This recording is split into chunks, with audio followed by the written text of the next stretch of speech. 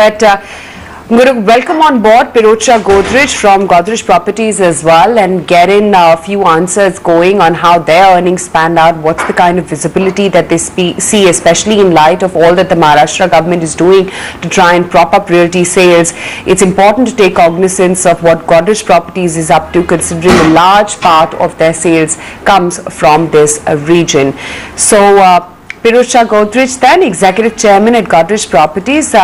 Pirojsha, in your previous interaction with us, you'd mentioned that given the lack of launches in the quarter gone by, you were penciling in a weakish revenue recognition this quarter. In that context, take us through how the quarter has been for you and what were the key challenges that you faced? Yeah, I think, the quarter is a bit of a mixed bag. I think, as you rightly pointed out, on the reported P&L numbers, I think they clearly weren't very exciting, as we haven't completed too many projects during the quarter or even this financial year so far, partially because of the disruption in the first 6 months to construction schedules due to the lockdown. But actually, from an operating perspective, we're quite happy with the quarter and with the year gone by so far. Our bookings during the third quarter were at just under 1,500 crore, which was a growth year-on-year of 25% and quarter-on-quarter of about 38%. And our year-to-date bookings now have grown by about 16%, which I think is quite credible given the challenges we've had over the year. What's also exciting to note is that the fourth quarter is shaping up to be our best ever quarter from a bookings perspective. We have something like 12 launches that we hope to execute over this quarter in all parts of the country. And if we're able to get the regulatory approvals for all of those in time, we're quite confident that this will be our best ever quarter from a bookings perspective, which will set us up nicely, I think, for the year ahead. Right. Pirojsha, tell me about your fundraising plans. We understand that you're looking to raise about 3,750 crore rupees via QIP. What is it that you're going to be using these funds for? Yeah, so this is for now just an enabling resolution that the board passed in its meeting today. I think if and when we decide to move forward with this, the rationale is that we actually think it's a very unique moment that we're faced with in the real estate sector, where we're actually starting to see the upturn unfold. If you look at both our own numbers as well as other leading developers' numbers for the third quarter, you'll see considerable sales momentum. But at the same time, you have a situation where most developers in the sector are faced with quite constrained liquidity, which is actually creating an opportunity to acquire land parcels for them at what we think would be very value accretive valuation. So I think if we did decide to raise the capital, the idea would be to deploy it all into new development opportunities and thereby expedite the process of consolidation that has been underway in the industry and that we've been benefiting from already over the last few years. Sure. Surprisingly, there has been an improvement in offtake across price points in both the mid-income as well as the high-end segments. That's for most players in the last 2 quarters. Would you agree? Is that correct? Because this hasn't been the case now for almost 9 years. What's your on-ground experience been like? Yes, I think it's very clear from the data that things are starting to pick up. Frankly, I don't find it that surprising. We've actually now been in about a 6 or 7 year downturn in the real estate sector, which has meant that there's been a lot of creation of pent-up demand, but people have been waiting for the right moment. We've had one sort of shock to the sector after another, whether it was, the introduction of RERA at one point, then the NBFC liquidity issues, and a variety of other things that have sort of postponed this recovery. But now what you're seeing is that affordability in the sector is the best it's been perhaps ever, because you have interest rates at all-time lows, you have property prices having been flat now for 7, 8 years, you have people's income obviously having increased over that time. So for affordability is very good. You have a lot of pent-up demand, as I mentioned. And I think what had been missing was this positive sentiment towards the sector. And I think one of the impact that we've seen from this pandemic, not just in India, but around the world, is that as people have been forced to spend more times in their homes, I think the importance of home ownership and the stability that home ownership offers has only risen in a customer's mind. So you're starting to see, I think, the confluence of all of those things working towards the sector's favor.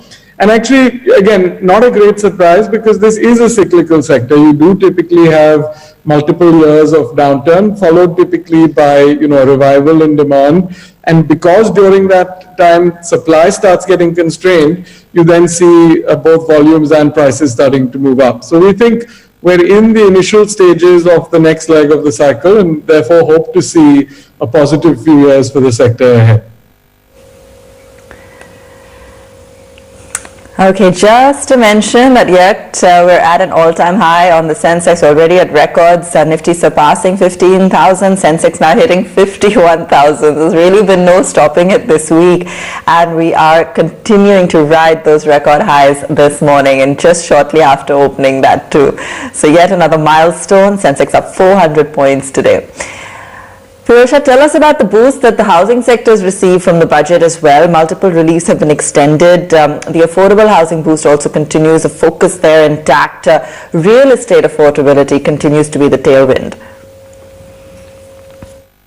Yeah, I thought it was an excellent budget. Clearly, very focused on growth-led policies, which I think is absolutely the right decision. I think what we need to focus on in the short term is making sure India's economy is firing on all cylinders. While there were some specific benefits to the real estate sector, such as the extension for another year of income tax benefits for affordable housing projects, really, I think the big benefit to the sector came from the pro-growth nature of the overall budget and the benefit that will bring to the economy. That, which I think will result in the highest ever GDP growth next year, obviously on a low base. But I think that overall economic sentiment and animal spirits in the economy taking center stage will disproportionately benefit a sector like real estate, which is very dependent on consumer sentiment. In addition to that, I think the huge push the government has made on infrastructure is again something that will greatly benefit this sector, because as more roads are built, as more metro lines are created, you have new spaces and avenues that open up from a real estate development perspective. So I think those two aspects of the budget were what I think are most important from the real estate sector's perspective. And I think it was great to see from a taxation perspective stability. I think there's been probably too much tinkering around and movement in various rates over the past few years. So I think that steadfastness and stability in tax policy, despite the challenging year and fiscal constraints the government is under, was a very welcome development.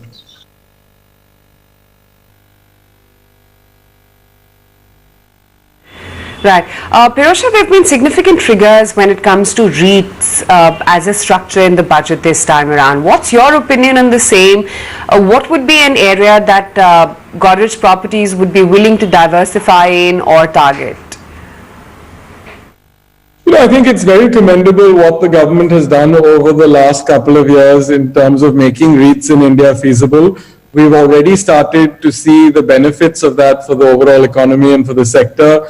The Brookfield REIT that is about to list over the next few days is going to be the third publicly listed REIT in the country all over the last 12 or so months. And I think that's, a welcome way to add liquidity to the sector, a welcome way to create exits for developers who are then able to reinvest that capital into new projects, which in turn create new jobs and economic activity. So I think it's been an exceptionally positive development for the overall Indian economy. We do actually at Godrej already have a commercial real estate platform, which Godrej Properties is doing in partnership with our real estate private equity business, Godrej Fund Management, which is leading commercial business investments.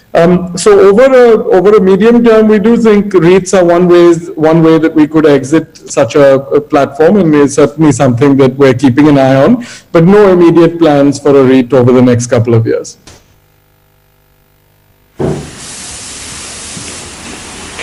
Okay. Pirojsha, lastly, given the mismatch that we've seen in demand-supply scenario with supply outpacing demand for many years, do you think budget and home affordability will reduce this mismatch in the realty market? Real estate as a sector is actually poised now to do very well, and I do expect the current calendar year to be an outstandingly strong one for the sector as a whole. But I don't expect that all individual players will benefit equally from it. I think a large number of factors, including individual companies' ability to access customers, ability to access capital in a cost-efficient manner, is driving the sector very rapidly towards consolidation. That's not something that's a new phenomenon, frankly. We've been seeing that over the last 4, 5, 6 years already.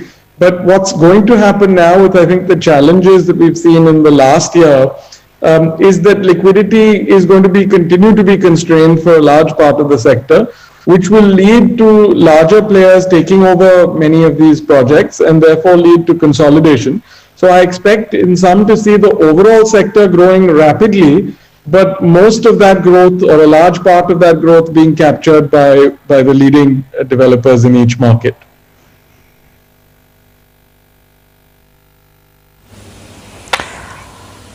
All right, Pirojsha, thanks so much for joining us on that this morning. Well, the main highlight today continues to be SBI.